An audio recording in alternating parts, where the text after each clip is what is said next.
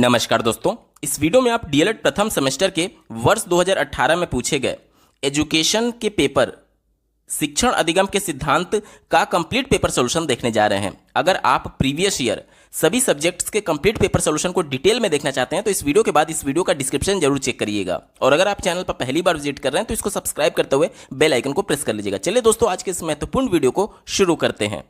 पहला प्रश्न पूछा गया है, शिक्षण अधिगम सिद्धांत नहीं है। पहले तो ये जान लेते हैं शिक्षण अधिगम का सिद्धांत क्या होता है। तो शिक्षण यानी कि जो काम टीचर के द्वारा किया जा रहा है और अधिगम यानी कि सीखना, जो काम बच्चे के द्वारा किया जा रहा है।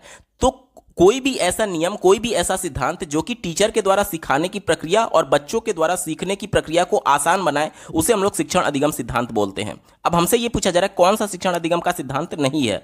पहले विकल्प से शुरुआत करते हैं, क्रियाशीलता का सिद्धांत। क्रियाशीलता का सिद्धांत ये कहता है कि बच्चे जब किसी काम को करने के दौरान खुद सक्रिय रहते हैं और सक्रियता की वजह से जो उनमें अधिगम होता है, यानी जो वो सीखते हैं वो एकदम स्थायी होता है, वो उनका अधिगम अर्थपूर्ण होता है। तो ये शिक्षण अधिगम का सिद्धांत है, तो हमारा उत्तर नहीं हो सकता क्योंकि हमसे पूछा गया था कौन सा नहीं है। प्रेरणा का सिद्धांत, आपने थॉर्नडाइक के अधिगम के नियम के अंतर्गत तत्परता का सिद्धांत देखा होगा। तत्परता क्या करता है, बच्चे अगर किसी काम में रुचि ले रहे हैं तो उस काम को करने के लिए तत्पर रहेंगे, यानी कि मोटिवेट रहेंगे। और वहीं प्रेरणा का सिद्धांत के अंतर्गत आता है, तो ये भी सीखने के सिद्धांत के अंतर्गत ही आएगा, तो ये भी हमारा उत्तर नहीं होगा। रुचि का सिद्धांत, बच्चा जिस भी काम में रुचि लेता है वह उसी को करने के लिए प्रेरित रहता है। ठीक है, तो ये भी कहीं ना कहीं बच्चे को सीखने में मदद करती है, तो ये भी अधिगम के सिद्धांत से संबंधित है, तो ये भी हमारा उत्तर नहीं होगा। लेकिन अगर बात करें ऑप्शन नंबर 4 की, प्रयोगात्मक कार्य प्रविधि, तो देखिए ये सिद्धांत नहीं है बल्कि प्रविधि है। प्रविधि जो होता है वो टीचर से रिलेटेड होता है। स्ट्रैटेजी कौन बनाएगा, टीचर ही तो बनाएगा, शिक्षण किस प्रकार से कराना है, तो ये बच्चों से संबंधित नहीं है। ठीक है, इसलिए ये शिक्षण अधिगम सिद्धांत नहीं है, और चूंकि नहीं है तो यही हमारा उत्तर हो जाएगा क्योंकि हमसे यही वाला पूछा गया था। अगला प्रश्न पूछा गया है, संप्रेषण के घटक हैं। ठीक है, यानी कि दो व्यक्ति हैं, मान लीजिए यहां पर कम्युनिकेशन कर रहे हैं, तो इस कम्युनिकेशन में क्या क्या कंपोनेंट यूज होंगे वो हमसे पूछा जा रहा है। तो पहला देखिए, प्रेषक दिया गया है, यानी कि जो बोलेगा, जो इंफॉर्मेशन सेंड करेगा, तो ये तो होगा। दूसरा दिया गया संदेश, अब कुछ ना कुछ बोलेगा ना, या तो ईमेल के माध्यम से, या तो लिख करके चिट्ठी के माध्यम से, या तो वर्बल कम्युनिकेशन के माध्यम से। तो जो बोलेगा या फिर जो कुछ भी इंफॉर्मेशन शेयर करेगा उसी को संदेश बोला जाता है। तो यानी ये भी पार्ट होगा, प्रेषक भी होगा, संदेश भी होगा। और ग्राही का मतलब होता है रिसीवर, यानी कि जो रिसीव करने वाला है, ये भी तो होना चाहिए ना, तभी तो कम्युनिकेशन हो पाएगा। अब मान लीजिए मैं कुछ कम्युनिकेट करने की कोशिश कर रहा हूं, यानी कि मैं सेंडर हो गया, मैं प्रेषक हो गया, मैं क्या बता रहा हूं वो आपका संदेश हो गया, और आप अपने मोबाइल में मेरी आवाज को सुन रहे हैं, यानी कि आप रिसीवर हो गए, ग्राही हो गए। तो कम्युनिकेशन के लिए ये तीनों इंपॉर्टेंट है, यानी ये तीनों घटक होंगे। अब तीनों को तो टिक हम लोग कर नहीं सकते, इसलिए ऑप्शन नंबर 4 देखिए, उपयुक्त सभी, इसका बिल्कुल एप्रोप्रिएट आंसर हो जाएगा। अगला प्रश्न पूछा गया है, निम्नलिखित में से कौन श्रव्य दृश्य सामग्री नहीं है। ध्यान से देखिएगा, श्रव्य का मतलब होता है जिसे सुना जा सके, और दृश्य का मतलब जिसे देखा जा सके, यानी कोई भी एक ऐसा मटेरियल जिसे सुनने के साथ साथ देखा भी जा सके उसे श्रव्य दृश्य सामग्री कहते हैं। और हमसे पूछा जा रहा है कि कौन सा ये नहीं है। देखिए, रेडियो में क्या होता है कि केवल हम लोग ऑडियो को सुन सकते हैं, उसमें विजुअल क्लिप्स नहीं देख सकते, तो ये केवल श्रव्य सामग्री है, ना कि श्रव्य दृश्य, तो ये नहीं है। और चूंकि हमसे यही पूछा गया था तो यही हमारा उत्तर हो जाएगा। बाकी के विकल्पों पर अगर बात करें, पहले दूसरा दिया गया चलचित्र। चलचित्र में क्या होता है कि विजुअल क्लिप्स चलते रहते हैं और उसमें ऑडियो आता है, तो यानी कि इसमें बंदा देख भी सकता है और सुन भी सकता है, यानी कि ये श्रव्य दृश्य सामग्री होगा। तो ये हमारा उत्तर नहीं होगा क्योंकि हमसे पूछा गया था कौन सा नहीं है, और ये वाला है। टेलीविजन में भी आप देख भी सकते हैं, सुन भी सकते हैं, तो ये भी श्रव्य दृश्य सामग्री है। कंप्यूटर में भी देख सकते हैं, सुन सकते हैं, तो ये भी श्रव्य दृश्य सामग्री है। हमसे पूछा गया था कौन सा नहीं है, तो रेडियो जो है वो श्रव्य दृश्य नहीं होगा। अगला प्रश्न पूछा गया है, भ्रमण प्रविधि के चरण है। भ्रमण प्रविधि यानी कि बच्चों के लिए जब शैक्षणिक भ्रमण की व्यवस्था स्कूल मैनेजमेंट या फिर शिक्षक के द्वारा किया जाता है तो उसमें क्या क्या चरण फॉलो किए जाते हैं, ये हमसे पूछा जा रहा है। सबसे पहले क्या काम किया जाता है कि बच्चे को किस बारे में शिक्षण देना है, पहले वो टॉपिक का चयन किया जाता है। ठीक है, पहले टॉपिक का चयन किया जाता है कि किस बारे में शिक्षण देना है। तो देखिए, पहले विकल्प में दिया गया शैक्षिक उद्देश्य या प्रकरण का चुनाव करना, तो ये शैक्षिक भ्रमण का उद्देश्य होता है। कैसे, ध्यान से समझिएगा। मैंने एक प्रकरण सोचा कि बच्चों को फूलों के बारे में जानकारी देना, तो ये क्या हो गया, ये शैक्षिक उद्देश्य हो गया कि बच्चों को फूलों के बारे में शिक्षा देना है। तो ये शैक्षिक उद्देश्य हो गया जिसका चुनाव हमने कर लिया कि किस बारे में बच्चों को बताना है। अब बच्चों को शैक्षणिक भ्रमण कराना है, यानी कि जो उद्देश्य हमने चुना है, शैक्षिक उद्देश्य जो चुना है उसको फुलफिल करने वाला कौन सा एप्रोप्रिएट जगह यानी स्थल हो सकता है। अब मान लीजिए मैं बच्चों को फूलों के बारे में बताना चाहता हूं, तो मैं बच्चों को फूलों के बारे में कहां पर बता सकता हूं? चिड़ियाघर में, पहाड़ी पर, सड़कों पर, किसी ऐतिहासिक स्थल पर, या फिर बगीचे में। आप खुद सोचिए इन सब में कहां पर फूल मिलेंगे? बगीचे में ही तो फूल मिलेगा। यानी कि जितने हमारे पास ऑप्शंस थे कि कहां पर बच्चे को भ्रमण के लिए ले जाना है, उसमें से हमने उन सभी स्थल में से हमने क्या किया, चयन किया कि बच्चे को बगीचे में ले जाना होगा फूलों के बारे में जानकारी देने के लिए। तो यानी कि यह भी उसका चरण होगा। तीसरा देखिए, पर्यटन स्थल हेतु सामग्री। अब बच्चे को, हम लोग प्राइमरी स्तर के बच्चा है तो उसको हम लोग लेकर के चले गए। अब लेकर के चले गए तो वहां पर भी तो कुछ आवश्यकता होगी। बच्चे को भूख लगेगा तो लंच के लिए, नाश्ते के लिए कुछ ले जाना होगा। यानी कि जो कुछ भी सामग्री ले जानी होगी उसका भी एक स्टेप फॉलो किया जाएगा। ठीक है, तो ये भी कहीं ना कहीं उसका पार्ट होता है। अब चूंकि 3 विकल्प तो हम लोग टिक कर नहीं सकते, इसलिए ऑप्शन नंबर 4 देखिए, उपयुक्त सभी, इसका बिल्कुल एप्रोप्रिएट आंसर हो जाएगा। अगला प्रश्न पूछा गया है, प्रयोग प्रदर्शन विधि सर्वाधिक प्रयुक्त होता है, किस विषय के अध्ययन में सर्वाधिक प्रयोग किया जाता है? तो आप प्रयोग सबसे ज्यादा किस में करते हैं? विज्ञान में ही तो करते हैं। तो ऑप्शन नंबर 3 यहां पर बिल्कुल एप्रोप्रिएट आंसर हो जाएगा। बाकी के विकल्पों की अगर बात करें तो इतिहास में आप क्या प्रयोग कर लेंगे? तो ये तो उत्तर होगा नहीं। भाषा की, लैंग्वेज की लैब होती है जिसमें बच्चे को कम्युनिकेट करने के लिए, ताकि बच्चा भाषा का प्रयोग सुचारू रूप से कर पाए, उसके लिए किया जाता है। लेकिन यहां पर वो एक तरीके से कम्युनिकेट करता है, इसमें कुछ नया प्रयोग नहीं करता है। विज्ञान में प्रयोग किया जाता है, कुछ बना करके, कुछ करके सीखने की कोशिश की जाती है। तो भाषा भी यहां पर कम एप्रोप्रिएट है। नागरिक शास्त्र विषय तो होगा नहीं, एक ही विकल्प बचा, विज्ञान विषय, इसका बिल्कुल सटीक जवाब है। अगला प्रश्न पूछा गया है, पाठ के प्रमुख तथ्यों को बार बार दोहराना किस शिक्षण सिद्धांत के अंतर्गत आता है? बार बार दोहराना यानी एक ही चीज को बार बार रिपीट करना, और इसे क्या बोलते हैं? आवृत्ति बोलते हैं। जब एक ही काम बार बार होता है तो उसे आवृत्ति बोलते हैं। ठीक है, पहले विकल्प से शुरुआत करेंगे, प्रेरणा का सिद्धांत। प्रेरणा का सिद्धांत यह कहता है कि जब बच्चे को बाहर से मोटिवेशन दिया जाए या फिर बच्चा खुद से इंटरनली मोटिवेटेड रहे पढ़ने के लिए, तब उसका अधिगम अर्थपूर्ण होगा। क्यों? क्योंकि मोटिवेशन के लिए जरूरी है रुचि, और बच्चा जिस काम में रुचि लेगा उसी को आगे करने के लिए वो तत्पर रहता है। आप जबरदस्ती बच्चे को मार पीट करके नहीं पढ़ा सकते। यानी कि बच्चे का रुचि लेना जरूरी है, और जब बच्चा रुचि लेगा तब उसमें इंटरनल मोटिवेशन स्वतः जनरेट होगा, और उस इंटरनल मोटिवेशन की वजह से बच्चे का जो अधिगम है वो अर्थपूर्ण किया जा सकता है, क्योंकि बच्चा खुद पढ़ने के लिए तत्पर है। तो ये बार बार दोहराने वाले सिद्धांत से संबंधित नहीं है, तो हमारा उत्तर नहीं होगा। नियोजन का सिद्धांत ये टीचर के लिए होता है, यानी टीचर जो है बच्चों को शिक्षण अधिगम प्रक्रिया से पहले प्लानिंग करता है, नियोजन करता है कि हमें क्या क्या और किस तरीके से बच्चों को बताना है। तो ये भी कहीं ना कहीं बार बार दोहराने से संबंधित नहीं है। चयन का सिद्धांत, चयन का सिद्धांत क्या होता है कि मैं बच्चों को क्या कॉन्सेप्ट पढ़ाना चाहता हूं और उसके लिए क्या प्रविधि मुझे अपनाना होगा एज ए टीचर। तो ये होता है चयन का सिद्धांत। तो ये भी हमारा उत्तर नहीं होगा। एक ही विकल्प बचा, आवृत्ति का सिद्धांत। आवृत्ति का मतलब क्या होता है? वही चीज बार बार रिपीट होना। यही तो प्रश्न में पूछा गया है कि बार बार दोहराना, एक ही चीज को बार बार रिपीट करना, वो आवृत्ति के सिद्धांत के अंतर्गत आएगा। ऑप्शन नंबर 4 बिल्कुल एप्रोप्रिएट आंसर है। अगला प्रश्न पूछा गया है, शिक्षण को आनंददायक, मनोरंजक और रुचिपूर्ण बनाने हेतु उत्तम प्रविधि है। तो देखिए, डीएलएड जो है वो स्पेशली प्राइमरी स्तर के बच्चों के लिए बनाया गया है। तो आपको जो उत्तर देना होता है वो प्राइमरी स्तर के बच्चों को ध्यान में रख करके ही उत्तर देना होता है। यहां तक क्लियर? अब एनसीएफ 2005 और राष्ट्रीय शिक्षा नीति 2020 दोनों ये कहती है कि बच्चों को खेल के माध्यम से ही बताना है और कहानियों के माध्यम से बताना है। क्यों खेल के माध्यम से? क्योंकि बच्चे खेल में रुचि लेते हैं, और आपने थॉर्नडाइक का तत्परता का सिद्धांत पढ़ा होगा, जिसमें बच्चा खुद से रुचि ले रहा है, वो काम को करने के लिए खुद तत्पर रहता है, यानी कि वो शिक्षण अधिगम प्रक्रिया में वो खुद शामिल रहेगा अगर वो खेल के माध्यम से पढ़ेगा, रुचि लेते हुए पढ़ेगा। ठीक है, इसके अलावा राष्ट्रीय शिक्षा नीति 2020 ये भी कहती है कि बच्चों को करके सीखने का मौका देना है, क्योंकि आज हम लोग बाल केंद्रित शिक्षा की बात करते हैं। ठीक है, तो कहानियों के माध्यम से, खेल के माध्यम से, करके सीखने के माध्यम से, यानी गतिविधि के माध्यम से, ये सब जो होता है वो आनंददायक, मनोरंजक और रुचिपूर्ण बनाने के लिए प्रविधि है। ठीक है, तो ऑप्शन नंबर 2 में देखिए इसी की बात की गई है। ऑप्शन नंबर 2 इसका बिल्कुल एप्रोप्रिएट आंसर हो जाएगा। बाकी के विकल्पों की अगर हम लोग बात करें तो पहला दिया गया व्याख्यान विधि। व्याख्यान यानी कि लेक्चर दे करके। तो देखिए, लेक्चर जो एक तरीके से स्ट्रेटेजी है वो प्राइमरी स्तर के लिए नहीं है, क्योंकि प्राइमरी स्तर का बच्चा अगर आप उसको लेक्चर देकर के चले जाएंगे तो वो चीजों को नहीं समझेगा, क्योंकि बच्चे के लिए सब कुछ नया है। एनसीएफ इसीलिए कहता है कि बच्चों को उसके परिवेश से जोड़ करके बताइए। परिवेश यानी कि बच्चा जो मूर्त अवस्था में चीजों को देखा हुआ है,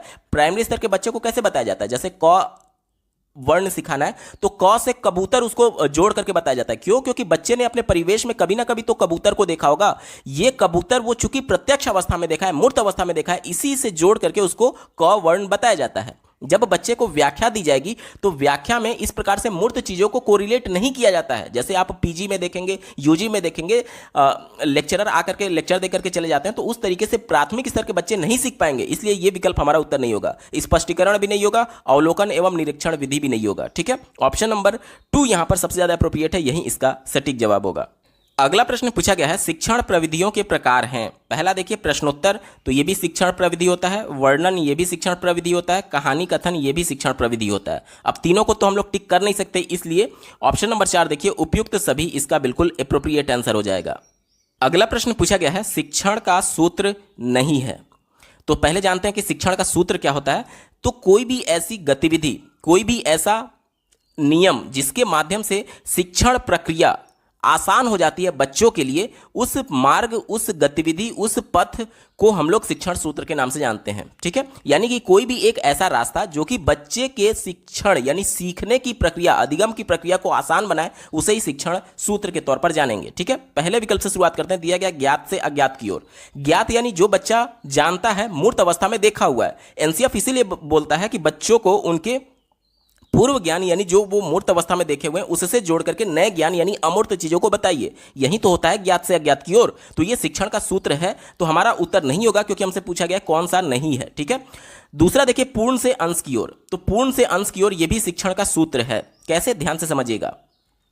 जब बच्चे को किसी नए कॉन्सेप्ट के बारे में बताया जाता है, जैसे मान लीजिए साइकिल के बारे में बताया जाता है, तो बच्चे में पहले क्या होता है, आपने जीन पियाजे का सिद्धांत पढ़ा होगा, तो बच्चे में पहले केंद्रीकरण होता है कि वह किसी भी वस्तु का या फिर किसी भी चीज को पहले एक बार में, मतलब केवल वो एक ही पॉइंट पर केंद्रित कर पाता है। तो बच्चा अगर आप उसको साइकिल दिखाएंगे तो वो केवल साइकिल देख रहा है, उसके अंदर के पार्ट्स कि जैसे उसमें टायर भी है, उसमें पहिया भी है, उसमें हैंडल भी है, उसमें पैडल भी है, उसमें चेन भी है, ये सभी चीजों को नहीं देख पा रहा है क्योंकि बच्चे का अभी मानसिक स्तर उस हिसाब से डेवलप नहीं हुआ है। तो इसीलिए बच्चे को पहले पूर्ण से, उसके बाद अंश की ओर। पूर्ण क्या हो गया? पूर्ण यहां पर पूरा साइकिल हो गया। और अंश क्या हो गया कि उसका टायर है, उसमें ट्यूब है, उसके बाद से पैडल है, उसमें चैन है, ये उसका अंश हो गया। यानी बच्चे को पूर्ण से अंश की ओर सिखाया जाता है, ये शिक्षण सूत्र होता है। तो ये भी हमारा उत्तर नहीं होगा क्योंकि हमसे पूछा गया कौन सा नहीं है। स्थूल से सूक्ष्म की ओर। स्थूल का मतलब यह भी एक तरीके से पूर्ण से अंश की ओर है, यानी किसी बड़े पार्ट को दिखा करके उसके बाद उसके अंदर के सूक्ष्म पार्ट को दिखाने की बात की जा रही है। तो यह भी पूर्ण से अंश की ओर सिद्धांत की तरह ही होता है। तो यह भी कहीं ना कहीं शिक्षण का सूत्र है। तो यह भी हमारा उत्तर नहीं होगा। एक ही विकल्प बचा प्रेरणा का सिद्धांत। प्रेरणा का सिद्धांत ये सीखने के सिद्धांत के अंतर्गत आता है, यह शिक्षण का सूत्र नहीं है। देखिए, सीखने का जो सिद्धांत है वो बच्चों से जुड़ा हुआ है और शिक्षण का जो सूत्र होता है वो टीचर से जुड़ा हुआ आता है। अब ज्ञात से अज्ञात की ओर बच्चों को कौन ले जाएगा? शिक्षक ले जाएगा। पूर्ण से अंश की ओर कौन ले जाएगा? शिक्षक ले जाएगा बच्चों को। स्थूल से सूक्ष्म की ओर कौन ले जाएगा? शिक्षक ले जाएगा। लेकिन प्रेरणा का सिद्धांत देखिए, बच्चे में इंटरनल मोटिवेशन भी हो सकता है। इंटरनल मोटिवेशन कैसे आएगा? बच्चे के खुद से आएगा। यानी बच्चा जब खुद से रुचि लेगा, तत्पर रहेगा चीजों को सीखने के लिए, तब वो कहीं ना कहीं मोटिवेटेड रहता है चीजों को सीखने के लिए। तो प्रेरणा का सिद्धांत जो है वो अधिगम के सिद्धांत से जुड़ा हुआ है, ना कि शिक्षण के सिद्धांत से। यही हमसे पूछा गया था। तो ऑप्शन नंबर 4 यहां पर बिल्कुल एप्रोप्रिएट आंसर हो जाएगा।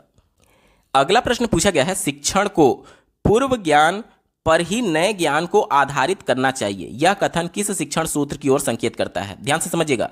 पूर्व ज्ञान क्या होता है? जो बच्चे को ज्ञात है। पूर्व ज्ञान क्या हो गया? जो बच्चा अपने मूर्त अवस्था में, परिवेश में देखा हुआ है, यानी जिसके बारे में वो जानता है, उसे ज्ञान है, उसे ज्ञात है। और नया ज्ञान क्या हो गया? जो बच्चे के संज्ञान में नहीं है, यानी बच्चा जिसके बारे में नहीं जानता, उसे क्या बोलेंगे? अज्ञात बोलेंगे। यानी ज्ञात से अज्ञात की ओर की बात की जा रही है। ऑप्शन नंबर 1 देखिए, यही इसका सटीक जवाब हो जाएगा।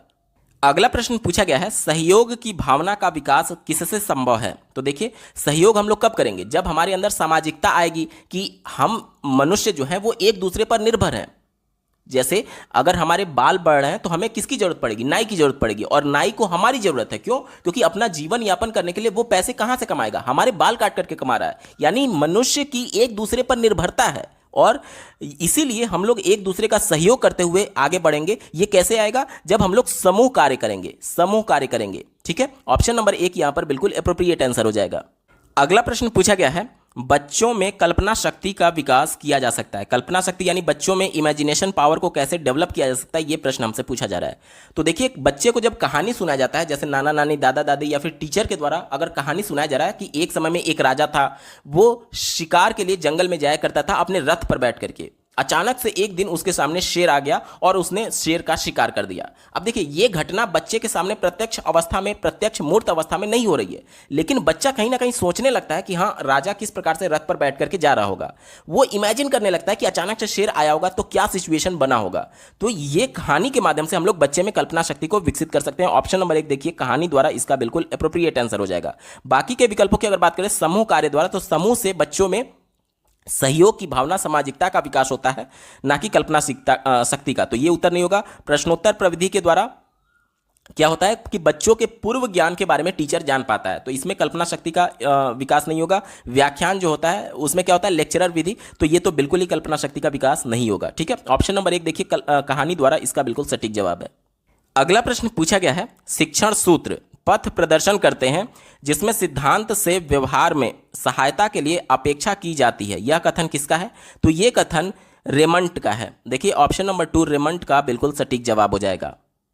अगला प्रश्न पूछा गया है, उपचारात्मक शिक्षण हेतु क्रियाकलाप कराए जाते हैं। उपचारात्मक शिक्षण क्या होता है? तो जब बच्चे को कोई अधिगम प्रक्रिया कराई जा रही है, कोई बच्चे को कोई कॉन्सेप्ट सिखाया जा रहा है, उस कॉन्सेप्ट में बच्चे को अगर कोई दिक्कत है तो सबसे पहले तो निदानात्मक परीक्षण के माध्यम से, यानी डायग्नोस्टिक टेस्ट के माध्यम से बच्चे को आ रही समस्या के बारे में एज ए टीचर हम लोग जानते हैं। अब हमें समस्या पता चल गई, अब उस समस्या को दूर करने के लिए हम लोग बच्चे का रेमेडियल टीचिंग करते हैं, जिसे हिंदी में उपचारात्मक शिक्षण कहा जाता है। तो ये कैसे किया जा सकता है? क्रियाकलाप के माध्यम से। देखिए, अभ्यास कार्य कराना, यानी बच्चे को जिस कॉन्सेप्ट में प्रॉब्लम है उसका अभ्यास कराना है। जैसे मान लीजिए मैथमेटिकल कोई क्वेश्चन है, किसी कॉन्सेप्ट में बच्चे को दिक्कत आ रही है, तो उस कॉन्सेप्ट पर आधारित अनेक प्रश्नों का बच्चे को अभ्यास कराया जा सकता है ताकि बच्चा उस कॉन्सेप्ट को सीख पाए। तो ये तो बिल्कुल सही उत्तर है। दूसरा देखिए, खेल व अन्य गतिविधियों का आयोजन करके। तो मान लीजिए बच्चे को मैथमेटिक्स में कुछ प्रॉब्लम है, बच्चे को जोड़ घटाना गुणा भाग नहीं आ रहा, तो प्रत्यक्ष तौर पर हम लोग बच्चे को खेल के माध्यम से गणित भी सिखा सकते हैं। कैसे? मान लीजिए बच्चे को 2+2 सिखाना है, 2+2 = 4। देखिए, प्राइमरी स्तर के बच्चे के लिए ही डीएलएड कोर्स बनाया गया, तो आप जो भी उत्तर देंगे वो प्राइमरी स्तर के बच्चे को ध्यान में रख करके ही उत्तर ढूंढेंगे। ठीक है, तो बच्चे को खेल के माध्यम से कैसे सिखाया जाएगा? बच्चे को बोला जाएगा कि 2 बच्चे एक ग्रुप में रहिए और 2 बच्चे अलग ग्रुप में रहिए। अब बच्चे को बोला जाएगा कि ये पहला ग्रुप जो है 2 बच्चों का, वो आकर के इन दोनों बच्चों के साथ खड़े हो जाइए। तो पहले से 2 बच्चे यहां पर थे और ये वाले 2 बच्चे जब यहां पर खड़े आ जाएंगे तो टोटल बच्चे 4 हो जाएंगे। अब कक्षा के बच्चों को बोला जा सकता है कि यहां पर टोटल कितने बच्चे हैं, तो अब बच्चा काउंट करके बताएगा कि 1 2 3 4, टोटल 4 बच्चे हैं। तो इस प्रकार से बच्चे को मूर्त अवस्था में जोड़ की प्रक्रिया को समझाया जा सकता है कि 2+2 किस प्रकार से 4 होता है। तो ये भी खेल ही तो है, और अन्य गतिविधियों के माध्यम से बच्चे में ये जो जोड़ का संकल्पना समझ में नहीं आ रहा था उसको बच्चे को समझाया जा सकता है, यानी खेल के माध्यम से भी बच्चे में उपचारात्मक शिक्षण किया जा सकता है। तीसरा देखिए, समूह चर्चा द्वारा। अब मान लीजिए कि कोई एक कॉन्सेप्ट है जिसमें बच्चे को मिसकॉन्सेप्शन हो गया है, तो मिसकॉन्सेप्शन यानी कि भ्रांति, उस गलत अवधारणा के बारे में हम लोग कब जानेंगे? जब बच्चा हमसे बात करेगा, हम तभी तो हम जान पाएंगे कि बच्चे ने क्या कॉन्सेप्ट अपने मन में बना लिया है। तो उसके कॉन्सेप्ट को जानने के लिए हम उससे बातचीत तो करेंगे ना, यानी कि कहीं ना कहीं समूह चर्चा की बात हो रही है। तो इसके माध्यम से भी हम लोग बच्चे में उपचारात्मक शिक्षण कर सकते हैं। ठीक है, तो ये भी बात बिल्कुल सही होगा। अब तीनों विकल्प इसके सही है, तो 3 विकल्प तो टिक कर नहीं सकते, इसलिए ऑप्शन नंबर 4 देखिए, उपयुक्त सभी, इसका बिल्कुल एप्रोप्रिएट आंसर हो जाएगा।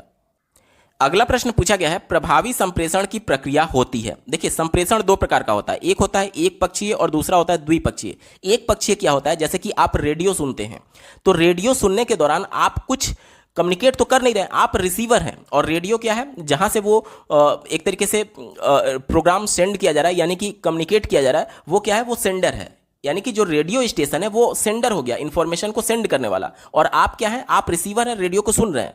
तो वहां से इंफॉर्मेशन केवल आप प्राप्त कर सकते हैं, आप अपनी इंफॉर्मेशन को कम्युनिकेट नहीं कर सकते। तो यानी कि वहां पर मान लीजिए ये रेडियो स्टेशन हो गया, और मान लीजिए कि ये आप हैं। ठीक है, तो ये 1 वे कम्युनिकेशन है, इंफॉर्मेशन केवल ऐसे जाएगा।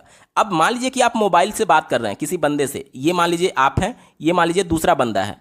ठीक है, तो आप मोबाइल से बोल रहे हैं, तो ये कम्युनिकेशन इधर की तरफ हो रहा है, और जब ये बंदा रिप्लाई करेगा तो कम्युनिकेशन इधर की तरफ हो रहा है। यानी कि ये 1 वे हो गया जिसे एक पक्षीय बोलेंगे, और ये 2 वे हो गया जिसे द्विपक्षीय बोलेंगे। तो संप्रेषण प्रभावी कब होगा? जाहिर सी बात है जब 2 वे कम्युनिकेशन होता है। जैसे मैं आपको पढ़ा रहा हूं, तो इस दौरान आप अपने मोबाइल में मेरी आवाज को सुन रहे हैं, लेकिन आप रिप्लाई नहीं दे सकते, तो ये वन वे कम्युनिकेशन हो गया। क्या ये प्रभावी होगा? नहीं होगा। क्यों नहीं होगा? क्योंकि मान लीजिए कि आपको किसी प्रश्न में डाउट है, तो अगर आप उधर से मेरे से पूछ सकते थे लाइव में, तो वो ज़्यादा इफेक्टिव होता। इसीलिए कक्षा में देखेंगे बच्चे को टू वे कम्युनिकेशन के लिए प्रेरित किया जाता है कि बच्चे प्रश्न ज़्यादा पूछें, क्योंकि कक्षा में जब टीचर बोल रहा है यानी कम्युनिकेट कर रहा है, तो बच्चे केवल अगर शांत बैठ करके उस इंफॉर्मेशन को रिसीव कर रहे हैं तो वन वे कम्युनिकेशन हो गया, तो वो प्रभावी नहीं होगा। जब बच्चे प्रश्न पूछेंगे तो टीचर भी कुछ बोल रहा है और बच्चे भी कुछ बोल रहे हैं, तो ये क्या हो गया? ये टू वे कम्युनिकेशन होगा, तो ये सबसे ज़्यादा प्रभावी होता है। ठीक है, शिक्षण अधिगम प्रक्रिया में। तो उत्तर क्या हो जाएगा? द्विपक्षीय यानी कि two way communication. Option number 2 यहां पर बिल्कुल एप्रोप्रिएट आंसर हो जाएगा।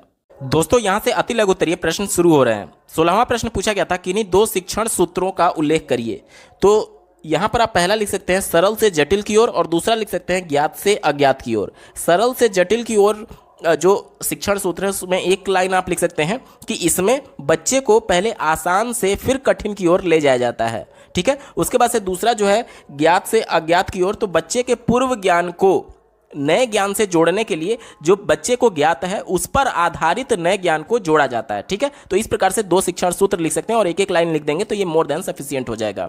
अगला प्रश्न पूछा गया, शिक्षण में रुचि के सिद्धांत से क्या आशय है? तो रुचि का सिद्धांत ये कहता है कि बच्चे जिस भी काम में रुचि लेंगे उसी को करने के लिए तत्पर रहते हैं। क्यों? क्योंकि रुचि की वजह से बच्चे में इंटरनल मोटिवेशन जनरेट होता है और उसकी वजह से वह उस काम को करने के लिए प्रेरित रहता है। तो रुचि की वजह से बच्चे में इंटरनल मोटिवेशन जनरेट होगा, जिससे बच्चा अधिगम प्रक्रिया के लिए तत्पर रहेगा। ठीक है, तो ये रुचि का सिद्धांत आप लिख सकते हैं। अगला प्रश्न पूछा गया है, संप्रेषण के प्रकार कौन से हैं? तो संप्रेषण के मेनली 2 प्रकार होते हैं। पहला वर्बल कम्युनिकेशन जिसे शाब्दिक संप्रेषण बोलते हैं, और दूसरा नॉन वर्बल कम्युनिकेशन जिसे अशाब्दिक कम्युनिकेशन बोलते हैं, अशाब्दिक संप्रेषण बोलते हैं। जैसे कि शाब्दिक संप्रेषण किसे बोलते हैं? जैसे कि मैं आपसे बोल करके कम्युनिकेट कर रहा हूं, तो ये शाब्दिक कम्युनिकेशन हो गया। और अशाब्दिक किसे बोलेंगे? जैसे कि मान लीजिए कोई एक बच्चा है क्लास में और कोई एक टीचर उसको पढ़ा रहा है, तो मान लीजिए टीचर किसी बात पर गुस्सा हुआ, तो बिना बोले वह अपने आंख के भावों को ऊपर जब चढ़ा लेता है तो बच्चा समझ जाएगा कि हाँ टीचर गुस्सा में है। यानी कम्युनिकेशन क्या होता है? कम्युनिकेशन अपने भावों को, अपने विचारों को प्रकट करना दूसरे से। अब यहां पर जो टीचर का भाव क्या था कि मैं गुस्सा हूं, तो उसको उसने कैसे एक्सप्रेस किया? अपने फेशियल एक्सप्रेशन के माध्यम से। यानी जो बच्चा है वो कहीं ना कहीं उसके इस इंफॉर्मेशन को रिसीव किया कि हाँ टीचर गुस्सा है। तो यही तो होता है ना कि विचारों का आदान प्रदान ही तो संप्रेषण यानी कम्युनिकेशन कहलाता है। तो बोल करके भी किया जा सकता है और अपने चेहरे के भाव भंगिमा के माध्यम से, अपने बॉडी लैंग्वेज के माध्यम से भी किया जा सकता है। तो इसीलिए संप्रेषण के 2 प्रकार होते हैं, पहला वर्बल यानी कि शाब्दिक संप्रेषण और दूसरा नॉन वर्बल यानी कि अशाब्दिक संप्रेषण। अगला प्रश्न पूछा गया है, शिक्षण में प्रश्नोत्तर प्रविधि का क्या महत्व है? प्रश्नोत्तर प्रविधि क्या होता है? इसमें बच्चों से प्रश्न पूछे जाते हैं या फिर बच्चे टीचर से प्रश्न पूछ सकते हैं। तो इसका क्या महत्व है? तो देखिए, जब भी बच्चों से प्रश्न पूछा जाएगा तो बच्चे कक्षा में सक्रिय रहेंगे। मान लीजिए कक्षा में 50 बच्चे हैं और मैं कक्षा में पढ़ाने गया, वहां पर मैं बच्चों से कुछ इंटरेक्ट ही नहीं कर रहा हूं, सिर्फ बच्चों को पढ़ाने लगा, तो क्या बच्चे इसमें सक्रिय हैं? नहीं, वो बिल्कुल शांत बैठे रहेंगे, निष्क्रिय रहेंगे। राष्ट्रीय शिक्षा नीति ये कहता है कि बच्चे जब सक्रिय माध्यम से किसी चीज को सीखते हैं तब वो उन चीजों को अर्थपूर्ण तरीके से सीख सकते हैं। तो जब मैं बच्चों से प्रश्न पूछूंगा तो जाहिर सी बात है बच्चे उसका जवाब देंगे, या फिर बच्चे अगर कुछ प्रश्न पूछेंगे तो मैं उसका जवाब दूंगा। यानी कि कम्युनिकेशन क्या हो रहा है? टू वे हो रहा है, यानी कि बच्चे भी टीचर से बात कर रहे हैं और टीचर भी बच्चों से बात कर रहे हैं। तो इस दौरान बच्चे सक्रिय बने रहते हैं पूरे शिक्षण अधिगम प्रक्रिया में। तो पहला महत्व तो आप ये लिख सकते हैं कि प्रश्नोत्तर प्रविधि के माध्यम से बच्चों को कक्षा में सक्रिय रखा जा सकता है। दूसरा आप लिख सकते हैं कि प्रश्नोत्तर के माध्यम से बच्चों के पूर्व ज्ञान का पता लगाया जा सकता है। एनसीएफ ये कहता है कि बच्चों को उसके परिवेश से जोड़ करके बताना। परिवेश क्यों से जोड़ने की बात क्यों की जाती है? क्योंकि बच्चा जो कुछ भी अपने परिवेश में, अपने वातावरण में देखा हुआ है, वह उसका मूर्त अवस्था में उसने देखा हुआ है, यानी कि वह उसका ज्ञान हो गया, उसके बारे में बच्चे को जानकारी है। यानी बच्चे के पूर्व ज्ञान को आधार बनाते हुए ही, उससे जोड़ते हुए ही नए ज्ञान देने की बात की जाती है। इसीलिए प्रश्नोत्तर विधि के माध्यम से ही हम बच्चों के पूर्व ज्ञान के बारे में जान सकते हैं। जैसे कि मैं बच्चों को मान लीजिए न्यूटन के नियम के बारे में बताना चाहता हूं, तो न्यूटन के नियम से संबंधित बच्चे क्या क्या जानते हैं, पहले इतना तो जानेंगे, तभी तो हम उससे आगे बच्चे को बता पाएंगे। तो ये बच्चों के पूर्व ज्ञान के बारे में जानने में प्रश्नोत्तर प्रविधि बहुत महत्वपूर्ण होता है। तो ये प्रमुख दो महत्व आप लिख देंगे तो ये 1 नंबर का प्रश्न है, मोर देन सफिशिएंट हो जाएगा। ठीक है, चलिए अगला प्रश्न पूछा गया है, गतिविधि आधारित शिक्षण की 2 उपयोगिता लिखिए। गतिविधि आधारित शिक्षण का मतलब क्या हो गया कि बच्चे को शिक्षण अधिगम प्रक्रिया में कुछ ना कुछ गतिविधि करके दिखाया जा रहा है। ठीक है, किसी ना किसी गतिविधि के माध्यम से बच्चे को सिखाया जा रहा है। तो इसकी उपयोगिता में पहला आप लिख सकते हैं कि गतिविधि आधारित शिक्षण द्वारा बालकों का ज्ञान स्थायी हो जाता है। क्यों स्थायी होता है? क्योंकि बच्चा खुद से करके सीख रहा है। राष्ट्रीय शिक्षा नीति में यही बात मेंशन की गई है कि बच्चों को खेल के माध्यम से, खुद के अनुभव के माध्यम से, करके सीखने के माध्यम से सीखना जो होता है वो अर्थपूर्ण होता है। तो गतिविधि में बच्चा खुद भी तो शामिल होगा। तो जब गतिविधि में बच्चा खुद भी शामिल है, खुद से करके सीख रहा है, तो इसका ये जो ज्ञान होगा वो अर्थपूर्ण होता है, अस्थायी होता है। ठीक है, दूसरा आप लिख सकते हैं, इसके द्वारा अधिगमकर्ताओं में सामाजिकता की भावना विकसित की जा सकती है। जैसे मान लीजिए बच्चे ग्रुप में कोई गतिविधि कर रहे हैं, तो ग्रुप में रहने से क्या होगा, बच्चे सामाजिकता के कॉन्सेप्ट को सीखेंगे। ठीक है, और साथ ही साथ बच्चे सक्रिय रहते हैं। तो ये सब प्रमुख कारण, इसकी उपयोगिता आप लिख सकते हैं। ठीक है, अगला प्रश्न पूछा गया है, बहुस्तरीय कक्षा शिक्षण किसे कहते हैं? देखिए, इसका उत्तर इसके नाम में ही छुपा हुआ है। इसको 2 भागों में बांट सकते हैं, पहला बहु और दूसरा स्तरीय। स्तर यानी कि लेवल की बात की जा रही है, और बहु का मतलब मल्टीपल, यानी कि एक कक्षा में अलग अलग स्तर के बालक हो सकते हैं। कोई बहुत प्रतिभाशाली बालक हो सकता है, कोई बहुत कमजोर बालक हो सकता है, कोई सामान्य बालक हो सकता है। ठीक है, तो प्रत्येक बच्चे को उसके स्तर के हिसाब से अलग अलग कैटेगराइज करके कक्षा में शिक्षण कराना ही बहुस्तरीय कक्षा शिक्षण कहलाता है। कैसे, ध्यान से समझिएगा। समावेशी कक्षा यह कहता है कि चाहे किसी भी प्रकार की अधिगम विक्षमता क्यों ना हो, किसी भी प्रकार की शारीरिक अक्षमता क्यों ना हो, सबको एक साथ लेकर के चलना है, और इसी कॉन्सेप्ट को समावेशी शिक्षा कहते हैं। अब इंडिविजुअल डिफरेंसेस जो कि बाल विकास के अंतर्गत आपने पढ़ा होगा, वो ये कहता है कि प्रत्येक बच्चे का जो मेंटल डेवलपमेंट है, प्रत्येक बच्चे का जो शारीरिक डेवलपमेंट है, वो अलग अलग हो सकता है। वो कैसे डिफाइन होता है? वो बच्चे के आनुवांशिक लक्षण के साथ साथ वातावरण पर डिपेंड करता है। यानी प्रत्येक बच्चे का मानसिक स्तर अलग अलग हो सकता है। अब प्रत्येक बच्चे के मानसिक स्तर के हिसाब से ही हमें उनको शिक्षण देना है। जैसे कि मान लीजिए एक बहुत प्रतिभाशाली बालक है और एक बहुत कमजोर बालक है, तो बहुत प्रतिभाशाली बालक को अगर आप बहुत आसान चीजें बताएंगे तो उसका मानसिक विकास उस हिसाब से नहीं हो पाएगा जिसके लिए वो मेंटली प्रिपेयर था। अब मान लीजिए बहुत कमजोर बालक है, उसको आप उस हिसाब से पढ़ाएंगे जिस प्रकार से बहुत प्रतिभाशाली बालक है, तो वो चीजों को नहीं समझ पाएगा क्योंकि वह उसके लेवल से ऊपर है। यानी जरूरत यह है समावेशी कक्षा में कि प्रत्येक बच्चे की जरूरतों को ध्यान में रखते हुए उनके मानसिक स्तर के हिसाब से बताया जाए। इसीलिए उनको अलग अलग स्तर पर कैटेगराइज करके और प्रत्येक स्तर पर बच्चों को शिक्षण देना, यही बोला जाता है बहुस्तरीय कक्षा शिक्षण। अगला प्रश्न पूछा गया है, पूर्ण से अंश की ओर शिक्षण सूत्र का क्या अभिप्राय है? पूर्ण से अंश की ओर यानी कि इसका उत्तर आप इस प्रकार से लिख सकते हैं कि बालक के समझ में आने वाली पूर्ण पाठ्य वस्तु तथा तथ्यों को एक साथ प्रस्तुत कर धीरे धीरे उनके अंशों के ज्ञान की ओर अग्रसर करना ही पूर्ण से अंश की ओर है। जैसे कि एक उदाहरण मैं दे रहा हूं, मान लीजिए बच्चे को बॉडी के बारे में बताना है, शरीर के अंगों के बारे में बताना है, तो पहले मनुष्य का पूरा बॉडी वो एक बार में देख रहा है, यानी कि पूरा मनुष्य का वो देख करके समझ रहा है कि हाँ पूरा ये मनुष्य है, तो वो पूरा क्या हो गया, वो पूर्ण हो गया। अब बच्चों के बताएंगे कि इस पूरे बॉडी में बच्चे का ये आँख होता है, ये नाक होता है, ये इसका मुंह होता है, ये इसका पूरा फेस बोला जाता है, ये इसका हाथ है, ये इसकी हथेली है, ये इसकी उंगलियां हैं, ये इसका पैर है, ये इसका पेट है, ये इसका गर्दन है। ये सब क्या है? ये अंश है, उस बॉडी का अंश है। यानी कि पूर्ण से अंश की ओर यानी संपूर्ण संरचना से उसके पार्ट्स की ओर बच्चों को शिक्षण देना ही पूर्ण से अंश की ओर शिक्षण सूत्र का अभिप्राय होता है। ठीक है, चलिए बढ़ते हैं अगले प्रश्न की तरफ। 23वां प्रश्न पूछा गया है, प्रश्नों की 2 विशेषता लिखिए। तो प्रश्नों की विशेषता में आप लिख सकते हैं, पहला कि प्रश्न की भाषा स्पष्ट एवं निश्चित होनी चाहिए जिससे छात्र प्रश्न को भली भांति समझ सके, और दूसरा प्रश्नों की रचना बालक की व्यवहारिक भाषा के अनुसार की जानी चाहिए, और तीसरा आप लिख सकते हैं कि प्रश्न का जो स्तर होना चाहिए वो बच्चे के मानसिक स्तर के अनुरूप होना चाहिए। तो 2 ही विशेषता आपको पूछा गया था, कोई भी आप लिख सकते थे। अगला प्रश्न पूछा गया है, पुनर्बलन कौशल का क्या उद्देश्य है? पुनर्बलन कौशल का क्या उद्देश्य है? तो पहला आप लिख सकते हैं कक्षा के अवधान को निरंतर बनाए रखना, दूसरा आप लिख सकते हैं छात्रों को और अधिक परिश्रम करने के लिए प्रोत्साहित करना। अगला प्रश्न पूछा गया है, शिक्षण अधिगम सामग्री से क्या अभिप्राय है?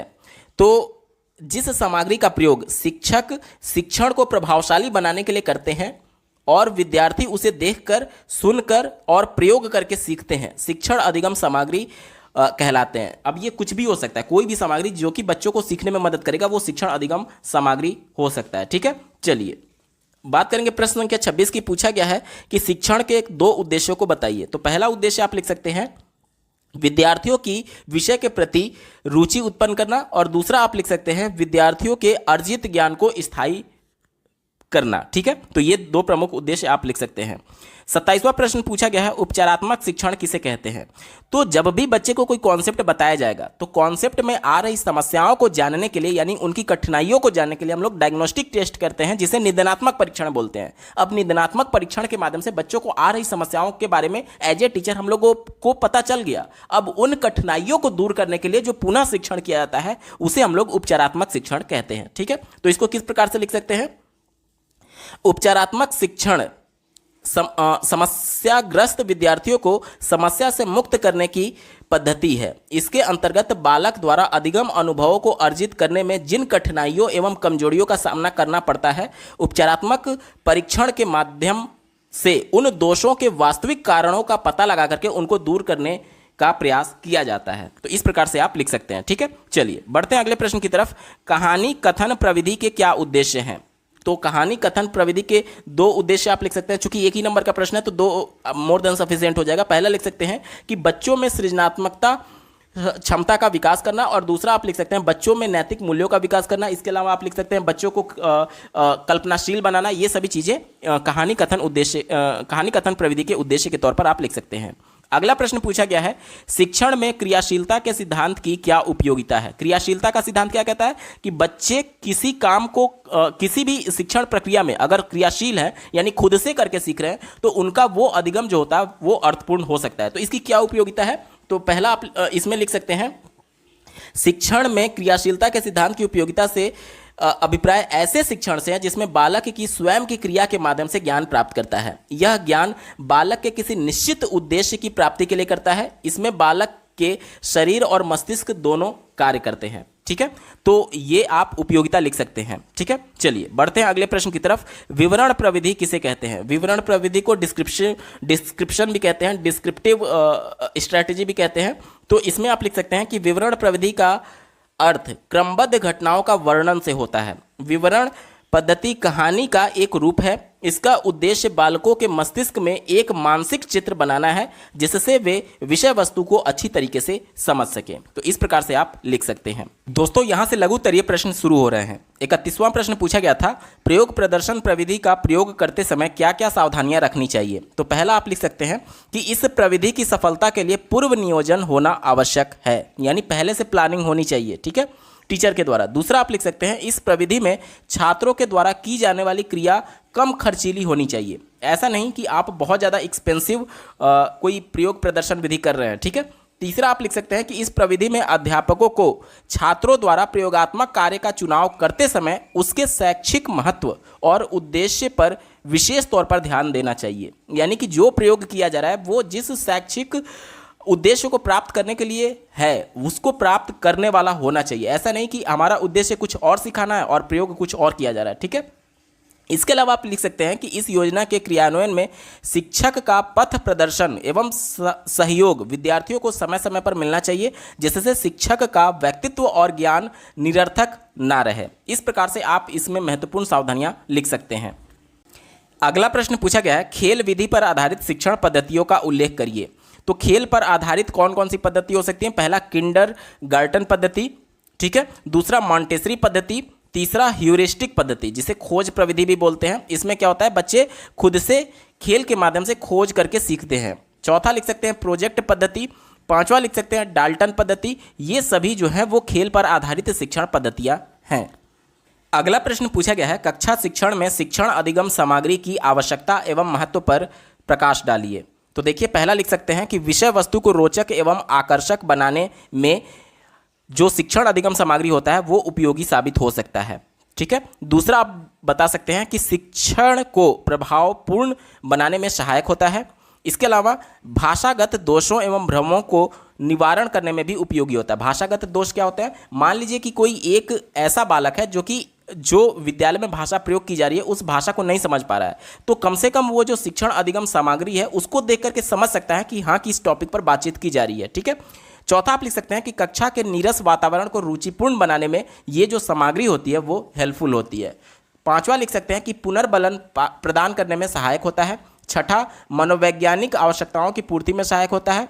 सातवां, अर्जित ज्ञान को स्थायी बनाता है। क्यों? क्योंकि एनसीएफ ये कहता है कि बच्चे मूर्त अवस्था में जिन चीज़ों को देखते हैं उन चीज़ों के बारे में अपनी एक स्थायी अवधारणा, एक स्थायी संज्ञान बना लेते हैं। ठीक है। इसके अलावा आप अगला लिख सकते हैं कि विद्यार्थियों की श्रव्य दृश्य इंद्रियों का प्रशिक्षण होता है, क्योंकि बच्चे जब कोई अधिगम सामग्री देखेंगे तो जाहिर सी बात है देखने से उनकी आंख की जो इंद्रियां हैं वो एक्टिव है, और साथ ही साथ जब उनके बारे में सुनेंगे तो कान की इंद्रियां एक्टिव है। एक सिद्धांत ये कहता है कि जितनी ज़्यादा इंद्रियां बच्चों की एक्टिव रहती है उनका अधिगम जो है उतना ही अधिक एक तरीके से अर्थपूर्ण हो सकता है। तो ये कुछ पॉइंट्स आप लिख सकते थे।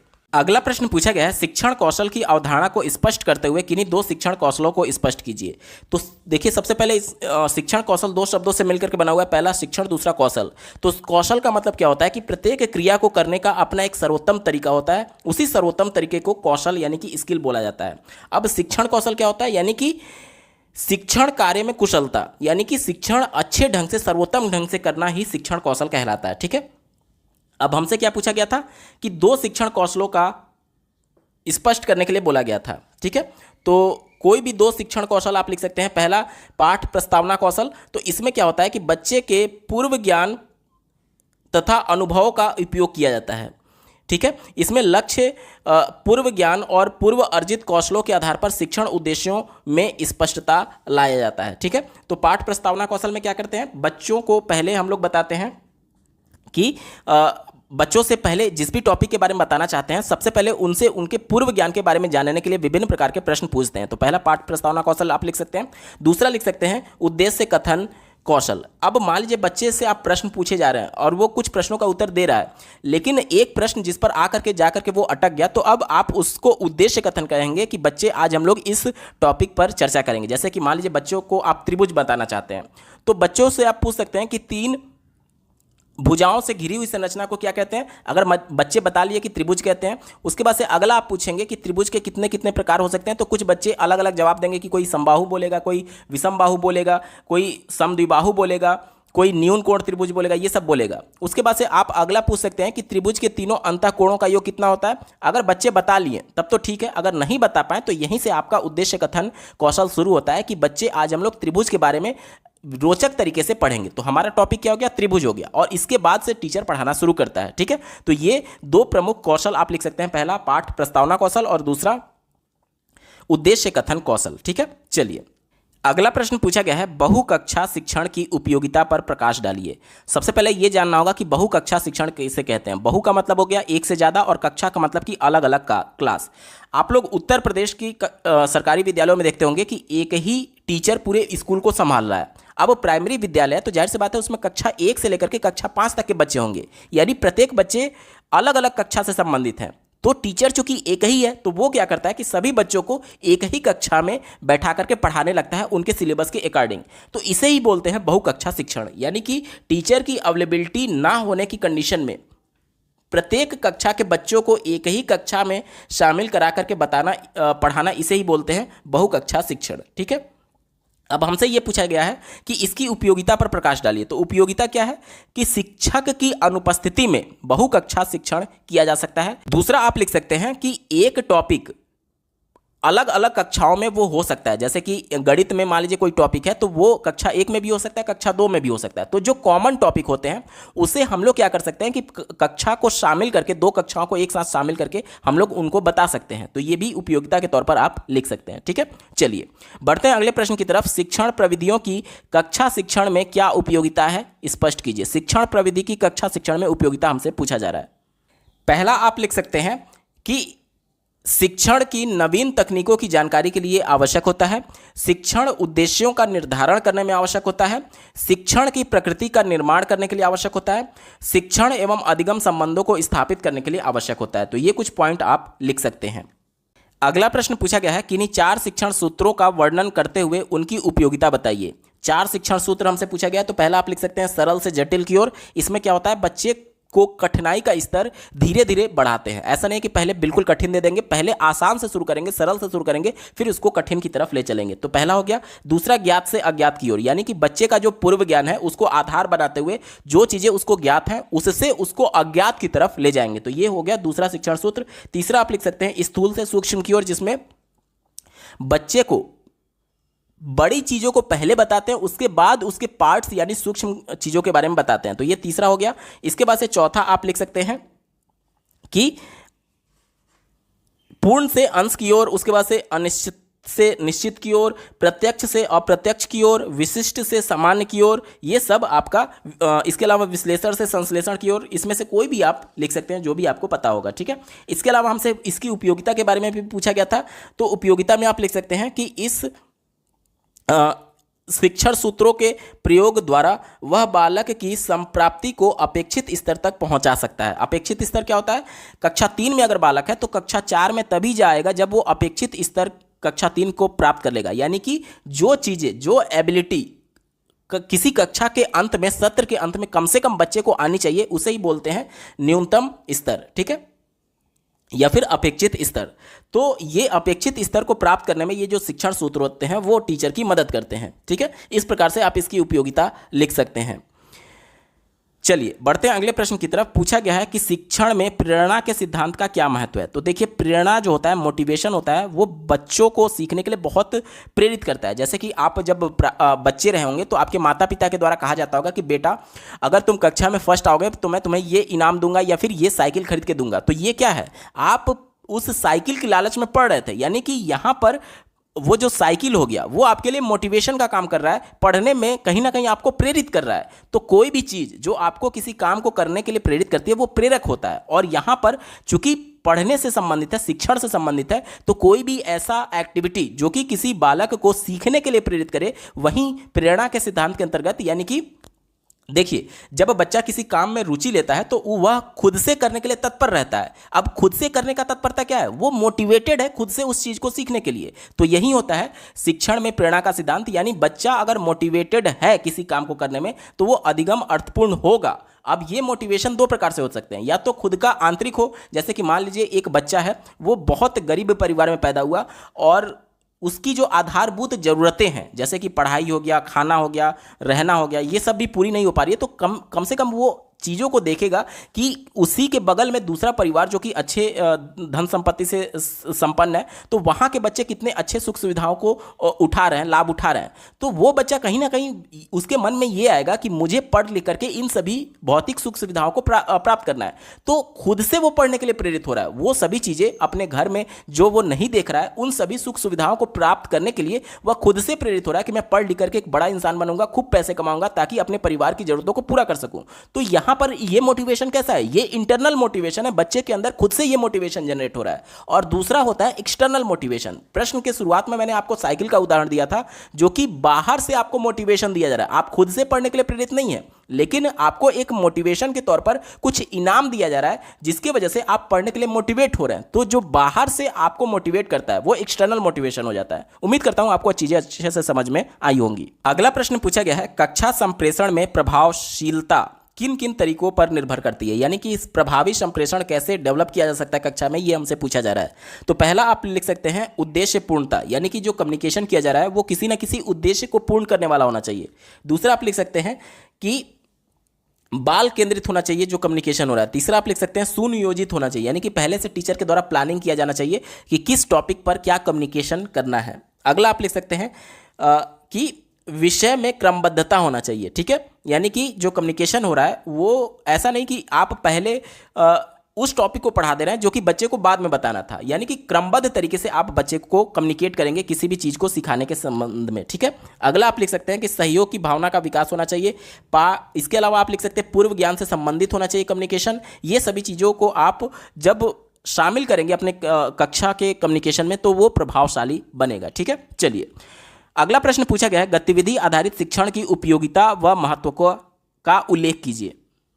तो जब अब बच्चा कुछ भी गतिविधि करेगा तो जाहिर सी बात है वो सक्रिय रहेगा, यानी कि ये गतिविधि आधारित शिक्षण में बच्चा सक्रिय रहता है और सक्रिय रह करके चीज़ों को सीखता है, जिसकी वजह से उसका अधिगम क्या होगा, अर्थपूर्ण होगा। दूसरा आप लिख सकते हैं खेल खेल में शिक्षण के द्वारा बालक सीख जाता है। तीसरा आप लिख सकते हैं शिक्षक रोचक एवं प्रभावपूर्ण हो जाता है। जो शिक्षण प्रक्रिया है, शिक्षक जो होता है वही शिक्षण प्रक्रिया अपनाएगा, तो शिक्षण प्रक्रिया जो है, शिक्षण प्रक्रिया वो रोचक और प्रभावपूर्ण हो जाता है। तीसरा आप लिख सकते हैं बच्चे विभिन्न शैक्षिक क्रियाकलापों से परिचित होते हैं। अगला लिख सकते हैं गतिविधि के द्वारा बच्चों में अनेक दक्षताओं का विकास किया जा सकता है। इसके अलावा बच्चों की रुचियों, उसकी एटीट्यूड और उसके स्तर को समझते हुए शिक्षण कराने से वह अधिगम में रुचि लेने लगता है। तो ये कुछ महत्वपूर्ण पॉइंट है जिसके माध्यम से आप गतिविधि आधारित शिक्षण की उपयोगिता और महत्व को बता सकते हैं। दोस्तों ये पेपर पूरा सॉल्व हो चुका है। आपको ये वीडियो कैसा लगा कमेंट के माध्यम से जरूर बताइएगा, क्योंकि आपका एक कमेंट मुझे मोटिवेट करेगा ऐसे ही महत्वपूर्ण वीडियो लाने के संदर्भ में। अगर आप डीएलएड प्रथम सेमेस्टर के पिछले अभी तक जितने भी वर्षों में पेपर हुए हैं सब्जेक्ट वाइज सबका कंप्लीट पेपर सॉल्यूशन डिटेल में देखने के लिए इस वीडियो का डिस्क्रिप्शन जरूर चेक करिएगा। और अगर आप चैनल पर पहली बार विजिट कर रहे हैं तो इसको सब्सक्राइब करते हुए बेल आइकन को जरूर प्रेस कर लीजिएगा। इस वीडियो को देखने के लिए आपका बहुत बहुत धन्यवाद। भगवान करे आपका दिन शुभ हो।